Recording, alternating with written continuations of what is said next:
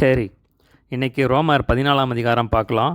So அதில் பார்த்தீங்கன்னா முதல் 13 வசனங்கள் ஒரு பகுதி. இந்த முதல் வசனத்தை தலைப்பாக போட்டு வச்சுக்கலாம். சரிங்களா? விசுவாசத்தில் பலவீனமானவர்களை சேர்த்துக்கொள்ளுங்கள். ஸோ அதான் தலைப்பு. சரிங்களா? விசுவாசத்தில் பலவீனமானவர்களை சேர்த்துக்கொள்ளுங்கள். சரிங்களா? ஸோ முதல் வசனம் வாசிக்கிறேன் நான். விசுவாசத்தில் பலவீனமானவர்களை சேர்த்துக்கொள்ளுங்கள், ஆனாலும் அவனுடைய மன ஐயங்களை குற்றமாய் நிர்ணயிக்காமல் இருங்கள்.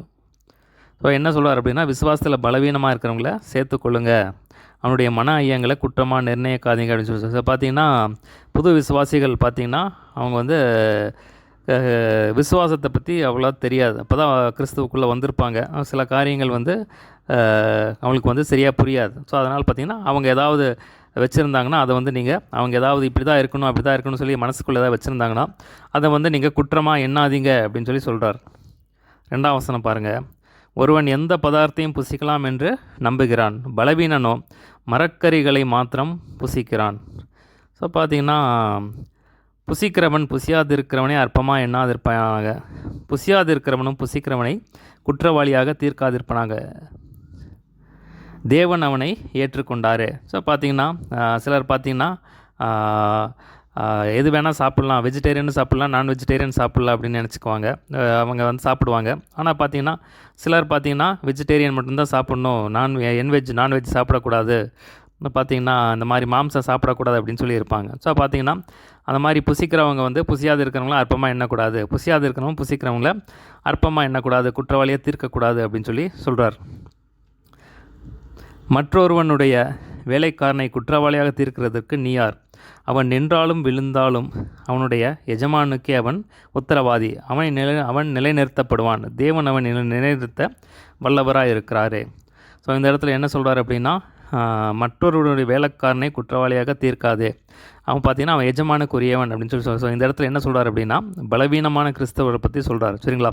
அப்போ பார்த்திங்கன்னா எஜமான் யாருன்னா தேவன். அப்போ தேவனுக்கு வந்து இந்த பலவீனமான கிறிஸ்தவன் அவரும் ஒரு ரட்சிக்கப்பட்ட ஒரு விசுவாசி, ஒரு தேவனுடைய ஒரு ஊழியக்காரன் மாதிரி. சரிங்களா? அப்போ அவரை பற்றி தான் இங்கே வந்து சொல்கிறார். சரிங்களா? அப்போ பார்த்திங்கன்னா அவனை மேலே வந்து நீ குற்றம் சாட்டாத. ஸோ பார்த்திங்கன்னா தேவன் வந்து அவனை ஏற்றுக்கொண்டிருக்காரு. சரிங்களா? பார்த்திங்கன்னா அவன் சில காரியங்களை வச்சுருப்பான், அதனால் வந்து அவனை மேலே குற்றம் சாட்டாத அப்படின்னு சொல்லி சொல்கிறார். சரிங்களா? அப்போ இந்த வேலைக்காரன் அப்படிங்கிறது அந்த பலவீனமான கிறிஸ்துவரை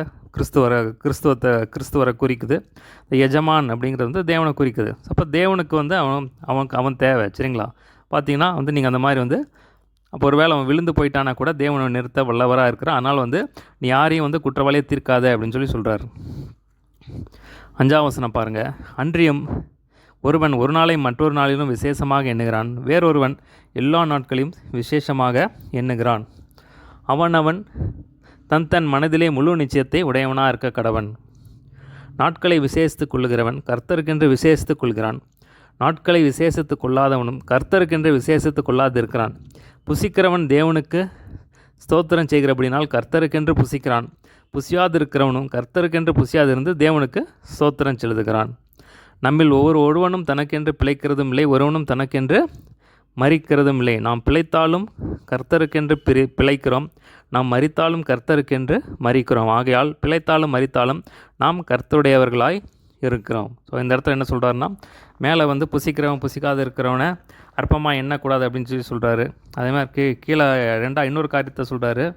என்ன அவங்கள வந்து நீ குற்றவாளியை எண்ணாத அப்படின்னு சொல்லி சொல்கிறார். 2ஆவது காரியம் என்ன சொல்கிறாருன்னா, ஒருத்தர் பார்த்திங்கன்னா ஒரு நாள் விசேஷமாக எண்ணுகிறார், இன்னொருத்தர் பார்த்திங்கன்னா எல்லா நாளையும் ஒரே மாதிரி எண்ணுகிறார். ஸோ பார்த்திங்கன்னா இப்போ என்ன சொல்கிறார் அப்படின்னா, பார்த்திங்கன்னா நீங்கள் ஒரு பர்த்டே கொண்டாடுறீங்க. அதை பார்த்திங்கன்னா சில பேர் பார்த்திங்கன்னா பர்த்டே வந்து கொண்டாடுவாங்க. அப்போ அதில் என்ன குறிப்பாக என்ன சொல்கிறாருன்னா, கர்த்தருக்கென்று எப்படி சொல்கிறத நம்ம அந்த இடத்துல பார்க்குறோம். அப்படின்னா நீங்கள் என்ன செஞ்சாலும் தேவனாகவும் மகிமைக்கு எதுவாக செய்யுங்க அப்படின்னு சொல்லி சொல்கிறார். சிலர் பார்த்திங்கன்னா பர்த்டே கொண்டாடுவாங்க. எப்படி கொண்டாடுவாங்க அப்படின்னா, ஆண்டவர் ஒரு வருஷத்தை வந்து கூட்டி கொடுத்துருக்காரு, அதுக்கு நான் வந்து இந்த தேவனுக்கு நான் நன்றி செலுத்துகிறேன், தேவனுக்கு வந்து நன்றி கூட்டம் நன்றி அதனால் ஒரு நன்றி ஸ்தோத்திர பலி கூட்டம் வைக்கிறேன் நான். அதனால் வந்து இப்போ அயலாத்தார் பக்கத்து வீட்டில் எல்லாம் வச்சு அவங்களுக்கு எல்லாம் வச்சு ஒரு விருந்து வச்சு தேவன் ஒரு வருஷத்தை கூட்டி கொடுத்துருக்காரு, அதனால் வந்து எனக்கு ஒரு விசேஷத்த நாள் அப்படின்னு சொல்லி பண்ணுறான். அதை பார்த்திங்கன்னா அது முடிவு பார்த்திங்கன்னா கர்த்தருக்கு அவன் ஸ்தோத்திரம் செலுத்துகிறான், தேவன் நாமம் அது மூலம் மகிமைப்படுது. ஸோ அதுதான் வந்து அவர் சொல்கிறார். சரிங்களா? அப்போ நீங்கள் எதை செஞ்சாலும் தேவனாகவும் மகிமைப்படுதா அதை வந்து நீங்கள் பார்த்துக்கோங்க அப்படின்னார். அதே மாதிரி ஒரு வெட்டிங் டே கொண்டாடுறீங்க, அது மூலம் வந்து நீங்கள் தேவநாமத்தை நீங்கள் மகிமைப்படுத்துகிறீங்களா? சிலர் பார்த்திங்கன்னா எல்லா நாளும் ஒரே மாதிரி எடுத்துக்குவாங்க. ஏன்னா பார்த்திங்கன்னா வேதத்தில் பார்க்குறோம், இது கர்த்தர் உண்டு பண்ணின நாள், இது இதிலே களி கூற கடவோம். ஸோ பார்த்திங்கன்னா சிலர் பார்த்திங்கன்னா எல்லா நாளுமே ஒரே நாள் தான். ஏன்னா எல்லா நாளுமே கர்த்தர் படைச்ச நாள் தான். எல்லா நாளுமே விசேஷமான நாள் தான். நாளுமே கர்த்தர் என் கூட இருக்கிறாரு, நான் கர்த்தருக்கு ஸ்தோத்திரம் செலுத்துறேன்னு சொல்லி பார்த்திங்கன்னா ஒரே மாதிரி. அப்போ எது செஞ்சாலும் வந்து தேவனுக்கு மகிமை உண்டாக செய்கிறாங்க. சரிங்களா? அப்போ எல்லா நாளுமே எனக்கு வந்து சிலர் பார்த்திங்கன்னா ஒரு நாள் விசேஷப்படுத்தி அதை கர்த்தருக்கென்று அதை வந்து கர்த்தர் நாம் மகிமைப்படும்படியாக செய்கிறாங்க. சிலர் பார்த்திங்கன்னா அப்படி செய்யாமல் இருக்காங்க, அதுவும் கர்த்தருக்காக செய்யாமல் இருக்காங்க. ஸோ அப்போ அந்த நோக்கம் தான் முக்கியம். சரிங்களா? ஒரு நாள் வந்து நீங்கள் பர்த்டே கொண்டாடுறது முக்கியம் இல்லை, வெட்டிங் ஆனிவர்சரி கொண்டாடுறது முக்கியம் இல்லை, ஒரு பண்டிகை நாட்கள் கொண்டாடுறது முக்கியம் இல்லை, அதன் மூலம் தேவநாம மகிமைப்படுறாரோ அதுதான் வந்து முக்கியம். அது நீங்கள் கர்த்தருக்கு என்று செய்கிறீங்களா, அதான் வந்து அவர் சொல்கிறார். சரிங்களா? அதான் வந்து நீங்கள் சொல்கிறாரு. அப்போ எதுவுமே நமக்காக எதுவுமே எது செய்தாலும் கர்த்தருக்கென்று செய்கிறோம். அப்போ தேவநாமம் மையப்படுதா, தேவனுக்கு இது பெருமையாக இருக்கா அப்படின்னு சொல்லி பார்த்து செய்கிறோம் அப்படின்னு சொல்லி நீங்கள் அந்த மாதிரியா இருங்க. ஸோ அதை தான் சொல்கிறாங்க, அதை தான் இங்கே மெயின் பண்ணி சொல்கிறாரு. 9ஆம் வசனம் பாருங்கள். கிறிஸ்துவும் மரித்தோர் மேலும் ஜீவனுள்ளோர் மேலும் ஆண்டவராக இருக்கும் பொருட்டு மரித்தும் எழுந்தும் பிழைத்தும். கிறிஸ்துவ அதே மாதிரி என்ன இருக்கார், மரித்தோர் மேலும் ஆண்டவராக இருக்கும் பொருட்டு மரித்து எழுந்து பிழைத்து இருக்கிறார் அப்படின்னு சொல்லி சொல்கிறார். இப்படி இருக்க நீ உன் சகோதரனை குற்றவாளியாக தீர்க்கிறது என்ன, நீ உன் சகோதரனை அற்பமாக எண்ணுகிறது என்ன, நாம் எல்லாம் கிறிஸ்துவனுடைய நியாயாசனத்துக்கு முன்பாக நிற்போமே. ஸோ இப்படி இருக்கிற அப்படின்னால ஸோ பார்த்திங்கன்னா தேவன் வந்து இருக்கார். ஸோ எல்லாருமே பார்த்திங்கன்னா தேவன் வந்து மரித்து எழுந்து பிழைத்து இருக்கிறார். ஸோ அவர் வந்து நம்ம தேவனாக இருக்கிறாரு. அப்போ பார்த்திங்கன்னா அதனால் வந்து நீ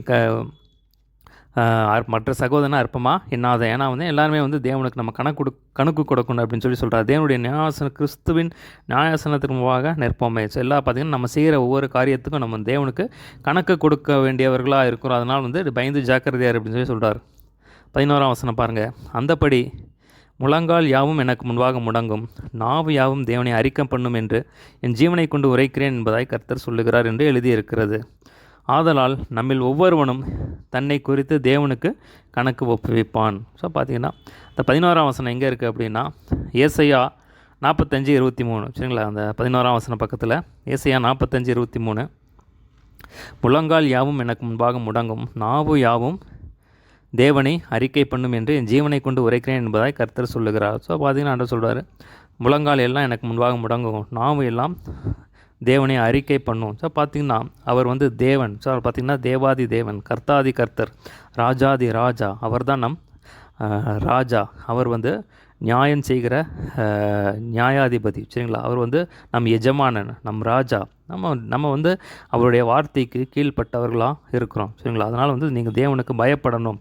அதனால் வந்து நீங்கள் வந்து அவருடைய நம்ம வந்து அவருக்கு கணக்கு ஒப்பு வைக்கணும். அதனால் வந்து நீங்கள் வந்து மற்றவங்களை குற்றவாளியாக சொல்கிறதுக்கு முன்னாடி நீ வந்து 1000 வாட்டி யோசி, பேசாமல் இரு அப்படின்னு சொல்லி சொல்கிறார். நீ வந்து யாரையும் குற்றவாளியாக தீர்க்காத. ஏன்னா வந்து நீ தேவனுடைய சிங்காசத்துக்கு நியாய தீர்ப்பு முன்பாக நிற்கும்போது அவர் வந்து உன்னை கேள்வி கேட்பார், உன்னை யார் இந்த மாதிரி சொல்கிறது அப்படின்னு சொல்லி. ஸோ அது கீழே எழுதுகிறார் பாருங்கள்.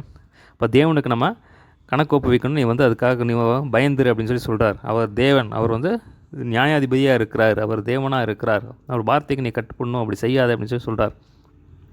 இப்படி இருக்க நாம் ஒருவரை ஒருவர் குற்றவாளிகள் என்று தீர்க்காதிருப்போமாக. ஸோ யாருமே குற்றவாளி என்று சொல்லாதுன்னு சொல்கிறார். ஒருவனும் தன் சகோதரனுக்கு முன்பாக தடுக்கலையாவது இடரலையும் போடலாகாது என்று தீர்மானித்து கொள்ளுங்கள். ஸோ பார்த்திங்கன்னா மற்றவர்களுக்கு முன்பாக வந்து நீ வந்து இந்த மாதிரி செய்தால் அவங்க வந்து இடறதுக்கு நிறைய வாய்ப்புகள் இருக்குது. ஸோ அந்த மாதிரி பார்த்திங்கன்னா இது வந்து உண்மையில் ஒரு முக்கியமான ஒரு காரியம் பாருங்கள். இப்போ புது விசுவாசிகள் எல்லாம் பார்த்திங்கன்னா வந்து ரொம்ப இதிலேருந்து ரசிக்கப்பட்டு வந்திருப்பாங்க. அவங்க வந்து பார்த்திங்கன்னா ரொம்ப பலவீனமாக இருப்பாங்க. அவங்க பார்த்திங்கன்னா மற்றவர்களை பார்த்து வந்து நிறையா இடறதுக்கு நிறையா வாய்ப்புகள் இருக்குது. ஸோ நான் கண்ணால் பார்த்துருக்கேன். ஸோ ஒன்றுமே இல்லாத சின்ன விஷயமா இருக்கும், ஐயோ அவங்க எப்படி இருக்காங்க இப்படி இருக்கான்னு சொல்லி பின்வாங்கி போயிடுவாங்க. சரிங்களா? ஏன்னா அவங்களுக்கு பெற்ற அந்த ரட்சிப்புடைய அந்த வேல்யூ வந்து அவங்களுக்கு தெரியாது. ஸோ அதனால தான் வந்து இந்த இடத்த பலவீனம் உள்ளவர்களுக்கு வந்து ரொம்ப கேர்ஃபுல்லாக ஹேண்டில் பண்ணணும். சரிங்களா? அதனால் பார்த்திங்கன்னா அதனால தான் ஆண்டவர் சொல்கிறாரு, யாராவது ஒருத்தருக்கு நீ வந்து உன் நிமித்தமாக உன்னை பார்த்து யாராவது இடரல் ஆகிட்டாங்கன்னா அவன் அப்போ தான் ரசிக்கப்பட்டு வந்திருப்பான். பார்த்திங்கன்னா அப்போ இயேசுவனை ஏற்றுக்கொண்டிருப்பார். ஆனால் ஏதோ ஒரு சின்ன உங்கள் விசுவாசிகளை பார்த்து அவன் இடறி அவன் என்ன பண்ணுவான், அவன் தேவனே வேண்டான்னு சொல்லி பின்வாங்கி போயிடுவாங்க. சரிங்களா? அப்போ பார்த்திங்கன்னா ஒருத்தர் ஏதோ ஒரு சின்ன காரியங்களால் வந்து அவன் இடறி போயிடுவாங்க. ஸோ அப்படின்னு ஆண்டவர் சொல்கிறாரு, நீ மற்றவர்களுக்கு ஏதாவது இடரலாக உண்டாக்கினா அவனுடைய கழுத்தில் எந்திரக்கல்லை கட்டி சமுத்திரத்தின் ஆழத்திலே தள்ளிவிடுவது நலமாக இருக்குன்னு சொல்லி சொல்கிறார். சரிங்களா? அப்போ பார்த்திங்கன்னா ஒரு சாதாரண விஷயமா இருக்கும், சாதாரண ஒரு காரியமாக இருக்கும். பார்த்திங்கன்னா நமக்கு அது ஒன்று பெருசாக தெரியாதான்னா மற்றவங்களுக்கு அது ரொம்ப பெரிய காரியம். அந்த வீக்கான கிறிஸ்டியன்ஸுக்கு வந்து பலவீனமான கிறிஸ்தவர்களுக்கு, புதுசாக ரட்சிக்கப்பட்டவர்களுக்கு அது ஒரு பெரிய காரியமாக தெரியும். அதனால் பார்த்திங்கன்னா அந்த ரட்சிப்புடைய வேல்யூ தெரியாதனால டக்குன்னு பின்வாங்கி போயிடுவாங்க. ஸோ மறுபடியும் அவங்களை கொண்டு வரது ரொம்ப கஷ்டமான காரியம். அதனால் பார்த்திங்கன்னா இந்த மாதிரி நீங்கள் மற்றவர்கள் குற்றவாளிகள் என்று சொல்லி நீ அந்த மாதிரி மற்றவர்களுக்கு இடரல் உண்டாக்காத, மற்றவர்கள் குற்றவாளியாக இருக்க, மற்றவர்களுக்கு இடரல் உண்டாக்கும்படியாக அது செய்யாத அப்படின்னு சொல்லி சொல்கிறார். அடுத்த பாருங்கள், 14ஆம் வசனத்துலேருந்து 23ஆம் வசனம் வரைக்கும். சரிங்களா?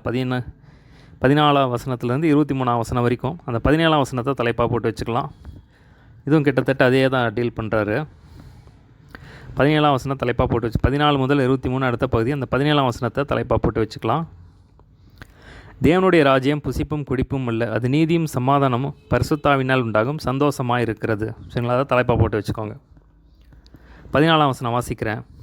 ஒரு பொருளும் தன்னிலே தீட்டுள்ளதல்லவென்று கர்த்தராகிய இயேசு கிறிஸ்துவுக்குள் அறிந்து நிச்சயத்திருக்கிறேன். ஒரு பொருளை தீட்டுள்ளதென்று எண்ணிக்கொள்கிறவனவனோ அவனுக்கு அது தீட்டுள்ளதாக இருக்கும். ஸோ பார்த்தீங்கன்னா ஒரு பொருளும் தண்ணியில் தீட்டுள்ளதை இல்லை அப்படின்னு சொல்லி நான் கர்த்தர் அப்போ பார்த்தீங்கன்னா எதுவுமே தீட்டில்லை அப்படின்னு சொல்லி சொல்கிறார். ஸோ குறிப்பாக இந்த இடத்துல என்ன சொல்கிறாருன்னா உணவு விஷயத்தை சொல்கிறார். எந்த ஒரு உணவுமே தீட்டான உணவு கிடையாது அப்படின்னு சொல்லி சொல்கிறார். ஆனால் இயேசு கிறிஸ்து சொல்லும்போது சொல்கிறாரு, மத்தேயு 15:11 நம்ம வாசிக்கிறோம், வாய்க்குள்ளே போகிறது ஒரு மனுஷனை தீட்டுப்படுத்தாது, அப்போ வாயிலிருந்து புறப்படுகிறதே அவனை தீட்டுப்படுத்தும் அப்படின்னு சொல்லி சொல்கிறார். சரிங்களா? அப்போது எந்த பொருளும் இல்லை, எந்த உணவுகளும் தீட்டுள்ளதில்லை. அப்போ புதிய ஏற்பாட்டில் பார்த்திங்கன்னா எந்த உணவு வேணாலும் சாப்பிட்லாம். ஸோ இன்னொரு இடத்துல எழுதும்போது எழுதுறாரு, நீங்கள் ஏதாவது கடையிலேருந்து வாங்கி ஏதாவது ஒரு வேளை விக்கிரகத்துக்கு படுத்த மாதிரி அந்த மாதிரி ஏதாவது இருந்துச்சுன்னா நீங்கள் நமக்கு தெரியாது. அதனால் பார்த்திங்கன்னா எதையுமே ஒருவேளை நமக்கு தெரியாது, கடையிலேருந்து வாங்கி படுறத நீங்கள் மனசாட்சி நிமித்தம் அப்படியே சாப்பிட்லாம் அப்படின்னு சொல்லி சொல்கிறார். அதனால் பார்த்திங்கன்னா அதுதான் இந்த இடத்துல சொல்கிறார். ஸோ பழைய ஏற்பாட்டில் தான் பார்த்திங்கன்னா அந்த நியாயப்பிரமாணத்தில் இருக்குது, தீட்டுள்ள மிருகங்கள், தீட்டுள்ள பறவைகள், ஸோ இதெல்லாம் சாப்பிடக்கூடாது அப்படின்னு சொல்லியிருக்கு. ஆனால் புதிய ஏற்பாட்டில் அப்படி கிடையாது. சரிங்களா? புதிய ஏற்பாட்டில் எதுவுமே தீட்டு கிடையாது. எந்த உணவையும் நீங்கள் சாப்பிட்லாம். ஸோ பார்த்திங்கன்னா புதிய ஏற்பாட்டில் எதுவுமே தேவன் பிரிக்கல. ஸோ எந்த உணவுமே சாப்பிட்லாம். சரிங்களா? இப்போ எதுவுமே தீட்டு கிடையாது, அதுதான் சொல்கிறார் இந்த இடத்துல. 15ஆம் வசனம் பாருங்கள். போஜனத்தினாலே உன் சகோதரனுக்கு விசனம் உண்டாக்கினால் நீ அன்பாய் நடக்கிறவன் இல்லை, அவனை உன் போஜனத்தினாலே கெடுக்காதே, கிறிஸ்து அவனுக்காக மரித்தாரே. ஸோ பார்த்தீங்கன்னா அதான் சொல்கிறாரு, போஜனத்தினாலே நீ ஒருத்தனை கெடுக்காது அப்படிங்கிற. அப்போ ஒரு வேளை நீங்கள் என்வி சாப்பிட்றவங்களா இருக்கீங்க, மாம்சம் சாப்பிட்றவங்களா இருக்கீங்க, அது மற்றவங்களுக்கு இடரலாக இருந்துச்சுன்னா நீங்கள் மாம்சம் சாப்பிடாதீங்க. அப்போ நீ அந்த மாதிரி நீ மாம்சம் சாப்பிட்றதுனால அவங்க இடரல் வாங்கினாங்கன்னா நீ அன்பாய் நடக்கிறவன் இல்லை அப்படின்னு சொல்லி சொல்கிறார். உங்கள் நன்மை தூஷிக்கப்பட இடம் கூடாதிருங்கள். ஸோ பார்த்தீங்கன்னா என்ன சொல்கிறார் அப்படின்னா, சில வேலைகள் நம்ம நன்மை செய்வோம், ஆனால் அந்த நன்மை மற்றவங்களை தூஷிப்பாங்க, அந்த மாதிரி இடம் கூடாதுங்க அப்படின்னு சொல்லி சொல்கிறார். பாருங்கள், அடுத்த 17ஆம் வசனம் முக்கியமான வசனம். தேவனுடைய ராஜ்யம் புசிப்பும் குடிப்பும் அல்ல, அது நீதியும் சமாதானமும் பரிசுத்த ஆவியினால் உண்டாகும் சந்தோஷமாக இருக்கிறது. சரிங்களா? அப்போ பார்த்தீங்கன்னா சாப்பிட்றது குடிக்கிறது இதெல்லாம் தேவனுடைய ராஜ்யம் கிடையாது. இப்போ தேவனுடைய ராஜ்யம் எது? அப்போ இந்த அற்பமான காரியங்கள், இந்த புசிக்கிறது குடிக்கிறது இந்த மாதிரி அற்பமான காரியங்கள்னால உன் சகோதரன் இடறதுக்கு எதுவாக நீ இருக்காத அப்படின்னு சொல்லி சொல்கிறார். அப்போ தேவனுடைய ராஜ்யம் எது? நீதியும் சமாதானம் பரிசுத்தமான சந்தோஷமாக இருக்கிறது. அப்போ இது தேவனுடைய ராஜ்யம். சரிங்களா? இப்போ விதைக்கிறது அறுக்கிறது, அது மாதிரி நீதியை தேடுறது, சரிங்களா, பரிசுத்தமாக இருக்கிறது, உண்மையாக இருக்கிறது, விசுவாசமாக இருக்கிறது, ஆயத்தப்படுவது, அதனால் பார்த்திங்கன்னா மனம் திரும்புதல், கனி கொடுத்தல், சந்தோஷம், சமாதானம், தாளந்துகளை உபயோகித்தல். ஸோ இதுதான் பார்த்திங்கன்னா தேவனுடைய ராஜ்யம். சரிங்களா? தேவனுடைய காரியங்களை தேவனுடைய ராஜ்யத்தை தேடுகிறது தேவனுடைய ராஜ்யத்தின் காரியங்கள். சரிங்களாப்பா? இதை சிந்தித்து இதை பற்றி செயல்படுங்க அப்படின்னு சொல்லி சொல்கிறார். இவைகளிலே கிறிஸ்துவுக்கு ஊழியம் செய்கிறவன் தேவனுக்கு பிரியனும் மனுஷரால் அங்கீகரிக்கப்பட்டவனுமாய் இருக்கிறான். ஸோ பார்த்திங்கன்னா தேவனுடைய ராஜ்யத்து காரியம், இப்போ நான் சொன்ன காரியங்கள், அதாவது நீதி, சமாதானம், சந்தோஷம், பரிசுத்தம், விதைத்தல், அறுத்தல், தாளந்துகளை உபயோகப்படுத்துதல், பரிசுத்தமாகப்படுறது, ஆயத்தமாகிறது, மனம் திரும்புதல், மறுரூபமாக்கப்படுறது. ஸோ இப்படிப்பட்ட காரியங்கள் இதில் நீங்கள் தேவனுடைய ராஜ்யத்தில் இப்படிப்பட்ட காரியங்களை நீங்கள் ஊழியம் செஞ்சிங்கன்னா அது தேவனுக்கு பிரியமாக இருக்கும், மனுஷரால் அங்கீகரிக்கப்பட்டவனாக இருப்பேன் அப்படின்னு சொல்லி சொல்கிறார். ஆனபடியினால் சமாதானத்துக்கு அடுத்தவைகளையும் அந்யோன்ய பக்தி விருத்தி உண்டாக்கத்தக்கவைகளும் நாடக்கடவோம். இப்போ என்ன சொல்கிறார் அப்படின்னா, இது பார்த்தீங்கன்னா நீங்கள் சமாதானத்துக்கானவர்களை தேடுங்க, நான் பக்தி விருத்தி ஐக்கியத்துக்கு உண்டான காரியங்களை நீங்கள் அதை நாடுங்க அப்படின்னு சொல்லி சொல்கிறார். பாருங்கள், போஜனத்தின் நிமித்தம் தேவனுடைய கிரியை அழித்து போடாதே. எந்த பதார்த்தமும் சுத்தம் ஆனாலும் இடலுண்டாக புசிக்கிறவனுக்கு அது தீமையாக இருக்கும். மாம்சம் புசிக்கிறதும் மதுபானம் பண்ணுகிறதும் மற்ற எதையாகிலும் செய்கிறதும் உன் சகோதரன் இடறதற்காவது தவறதற்காவது பலவீனப்படுவதற்காவது ஏதுவாயிருந்தால் அவைகளில் ஒன்றும் செய்யாமல் இருப்பதே நலமாக இருக்கும். ஸோ அதாங்க சொல்கிறார் பாருங்க, போஜனத்தின் நிமித்தம் தேவனுடைய கிரியை அழித்து போடாது. ஸோ பார்த்தீங்கன்னா உன்னுடைய சாதாரண ஒரு உணவு விஷயத்தினால மற்றவர்கள் இடற நீ காரணமாக இருக்கக்கூடாது அப்படின்னு சொல்லி எந்த பதார்த்தமும் சுத்தம் இல்லதான் சொல்லலாம், எந்த பதார்த்தமே நல்லதான். ஸோ நம்ம புதிய ஏற்பாட்டு சட்டத்தின்படி மாம்சம் புசிக்கலாம், எல்லாம் சாப்பிடலாம், ஒன்றும் பிரச்சனை கிடையாது, எந்த பதார்த்தம் சுத்தம் இல்லதான், அது தீட்டு கிடையாது அப்படிங்கிறார். ஆனாலும் இடரலுண்டாக புசிக்கிறவனு அது தீமையாக இருக்கும். ஸோ யாராவது ஒருத்தருக்கு அது இடரலாக இருந்துச்சு அப்படின்னா நீ அதை செய்யாத அப்படிங்கிறார். அதை 21 வசனம் சொல்கிறார் பாருங்கள், மாம்சம் புசிக்கிறதும் மதுபானம் பண்ணுகிறதும் மற்ற எதையாகிலும் செய்கிறதும் உன் சகோதரன் இடறதற்காவது தவறதற்காவது பலவீனப்படுவதற்காவது எதுவாக இருந்தால் அவைகளில் ஒன்றும் செய்யாமல் இருப்பதே நலமாக இருக்கும். ஸோ பார்த்தீங்கன்னா நீங்கள் மாம்சம் புசிக்கணுன்னா தனியாக நீங்கள் போய் புசிச்சுக்கோங்க. அவர் முன்னாடி போய் நீங்கள் வந்து அவனை வெஜிடேரியன் சாப்பிட வச்சு நீங்கள் என்வி சாப்பிட்டு அந்த மாதிரி போட்டு நீங்கள் இடரெல்லாம் பண்ணாதீங்க. ஸோ எந்த இடத்துல வந்து இப்போ அவனுக்கு ஏற்ற மாதிரி போய் அந்த பவுல் ஒரு இடத்துல எழுதும்போது எழுதாரு, எப்படியாவது சிலரை ஆதாயப்படுத்தி கொள்ளும்படிக்கு எல்லாருக்கும் எல்லாம் ஆனேன் அப்படின்னு சொல்லி சொல்கிறார். ஸோ பார்த்தீங்களா, நம்ம மாம்சம் புசிச்சா அது வந்து பலவீனமான கிறிஸ்தவர்களுக்கு இல்லை வெஜிடேரியன்ஸ் நம்மளுக்கு இடரலாக இருக்கும் அப்படின்னா நீங்கள் அதை செய்யாதீங்க, அவங்க முன்னாடி வந்து செய்யாதீங்க அப்படின்னு சொல்லி சொல்கிறார். அந்த மாதிரி மற்ற எதையாகலும் அது எல்லாமே சேர்த்து சொல்கிறார். நீ வேறு எந்த செஞ்சாலும் மற்றவங்க இடருவாங்க அப்படின்னு சொல்லி நினச்சாங்கன்னா அதை நீங்கள் வந்து செய்யாதீங்க அப்படின்னு சொல்லி சொல்கிறார். உன் சகோதரன் இடறதற்காவது தவறதுக்காக பலவீனப்படுறதுக்காக எதுவாக இருந்தாலும் ஒன்றையும் செய்யாமல் இருப்பது. நான் தான் சொன்னேன், ஏற்கனவே சொன்னபடி பார்த்தீங்கன்னா அவங்க ரொம்ப வீக்காக இருப்பாங்க, ஒரு சின்ன காரியத்தை பார்த்து வந்து பின்வாங்கி போயிடுவாங்க. ஸோ பார்த்தீங்கன்னா அவங்களுக்கு வந்து இன்னும் அதை நிதானிக்க தெரியாது, கிறிஸ்துவுக்குள்ளே இன்னும் பலப்பட்டிருக்க மாட்டாங்க, வசனத்துலலாம் இன்னும் பழக்கமெல்லாம் வந்து வளர்க்கப்பட்டிருக்க மாட்டாங்க. அதனால் வந்து அந்த ரட்சிப்பினுடைய மகிமை வந்து அவங்களுக்கு தெரியாது. ரட்சிப்பு எவ்வளோ வேல்யூ, தேவன் எவ்வளோ பெரிய காரியத்தை செஞ்சுருக்காருங்கிறது அவங்களுக்கு வந்து புரிஞ்சிக்க முடியும். அப்போ தான் ரட்சிக்கப்பட்டு வந்திருப்பாங்க. ஏதோ ஒரு சில ஜனங்களை பார்த்துட்டு இவங்க சரியில்லை அப்படின்னு சொல்லி கிறிஸ்துவே வேண்டாம், கிறிஸ்தவம் வேண்டாம் அப்படின்னு சொல்லி வந்து பின்வாங்கி போனவங்க நிறைய பேர் நான் வந்து பார்த்துருக்கேன். அதனால தான் வந்து அந்தளவுக்கு இவ்வளோ ஸ்ட்ராங்காக சொல்கிறார், நீ வந்து மற்றவங்க இடருக்காது, நீ எதுவுமே பலவீனக்காவது, ஏன்னா இடர்றது தவறுக்காது அப்படின்னா பார்த்தீங்கன்னா அவங்க வந்து இன்னும் ஏற்கனவே அவங்க வீக்காக இருக்காங்க, இன்னும் வீக்காகி போய் பின்வாங்கி போயிடுவாங்க. ஸோ அதனால் வந்து நீங்கள் வந்து ஜாக்கிரதையாக இருங்க அப்படின்னு சொல்லி சொல்கிறார்.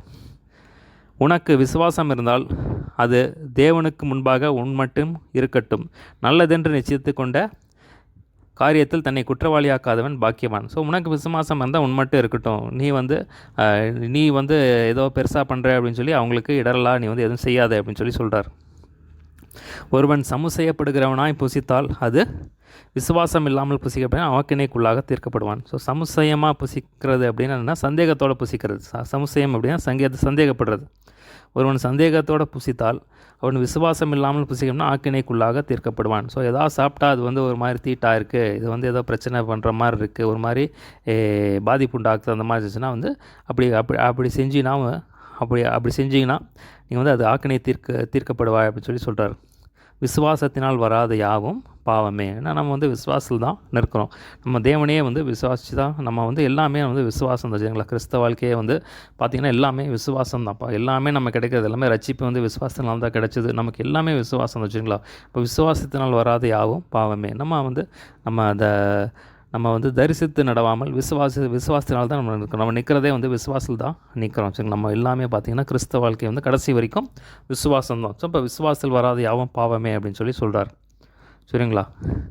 ஸோ 14ஆம் அதிகாரத்தில் என்ன பார்த்தோம் அப்படின்னா வந்து விசுவாசத்தில் பலவீனங்களில் சேர்த்துக்கொள் அப்படின்னு சொல்லி சொல்கிறாரு. அவனுடைய மன ஐயங்களை குற்றமாக நியமிக்காத, அது வந்து தப்பாக குற்றம் சாட்டாத அப்படின்னு சொல்லி சொல்கிறாரு.